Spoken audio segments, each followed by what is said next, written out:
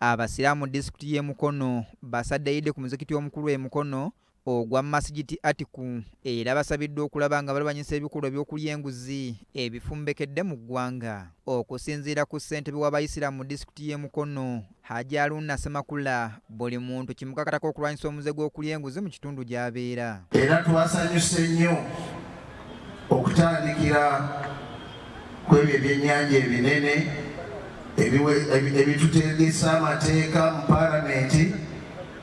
Kakati bwenaava eyo naffe mbasaba ng'Abasiraamu twekolemu omulimu tutandike okulwanyisa enguzi mu Uganda. Ye disitulikiti Kaazi Abaasi Senkuba Sonko asabye Abasiraamu okwenyigira mu kukola emirimu egy'enjawulo okusobola okulwanyisa obwavu. Abasiraamu okufaayo okukola. Nabbi waffe Muhammad sallallahu alayhi wa sallam yakuutira Abasiraamu okukola. Gavumenti eyagala nnyo abantu okukola ebintu bire n'ennyingiza mu maka. Twenyigire mu pulogulaamu za gavumenti.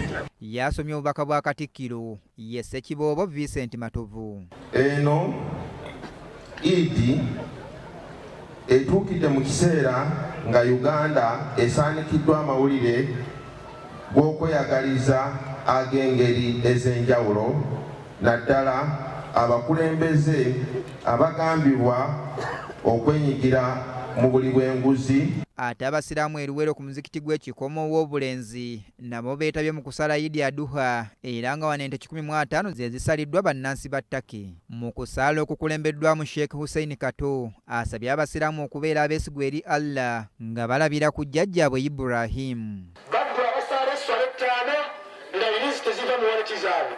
Irizi bazeesibye bazisibye abaana baabwe. Bakyala tebavaako butambaala naye nga emabega w'ebitambaala Kapoopulani wa Shiriki yajjudde. Amyuka omubaka w'omukulembeze w'eggwanga e Luweero Sharif Katabaazi asabye Abasiraamu okwongera okubeera obumu n'okwagalana.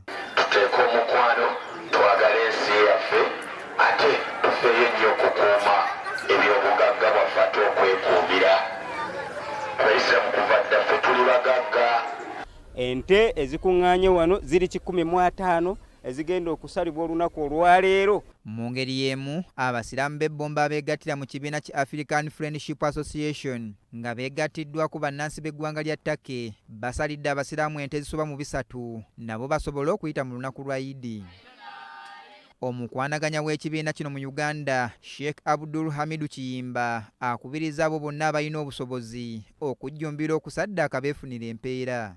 Kano kalombolombo ffe Abasiraamu kweno Eid okuba nti tusala ebisolo nga tujjukira jjajjaffe Ibrahim.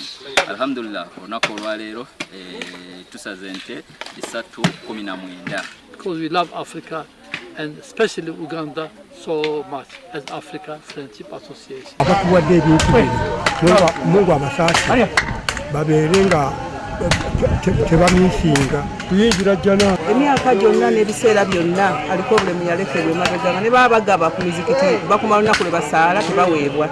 Mu ngeri y'emu okusala Eid Aduha mu disitulikiti y'e Kayunga kujjumbiddwa nnyo nga ne bannabyabufuzi tebalutumiddwa mwana. Ssentebe wa NRM e Kayunga Moses Kalangwa akuutidde Abasiraamu okujjumbira enteekateeka za gavumenti ez'okwekulaakulanya. Bajeti yayise korasi kutandika n'omwezi guno kutandika agenda kuluma wano. Tubabaawo omuntu yenna ajja n'abalima natewali omulala yenna. Sheikh Ahmad Asuna bw'abadde abuulira mu kusaala Eid Aduha akuutidde Abasiraamu okweyisa obulungi wamu n'okutya Katonda. Twekkakanyiza nnyo naye nga Allah subhanahu wa ta'ala yatufuula abawaggulu.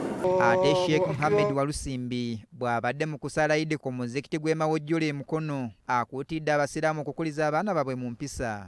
Neofunawo ekyokuyiga olwaleero ebisaawe by'oyingidde n'abaana b'olina bameka b'osabye edduwa nabbi gyetuyigiriza.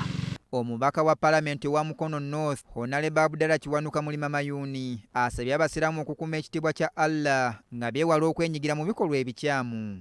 Abantu basaddaaka abantu ne bukeera ku makya ne muno mwennyini mu ggombolola lino recently kyali wano Katoogo ne bukeera ku makya ng'omwana w'omuntu bamusazeeko omutwe nga baleseewo kiwuduwudu. Oluvannyuma ono agenze mu maka ge Buntaba n'asaddaaka ente n'agigabira abantu.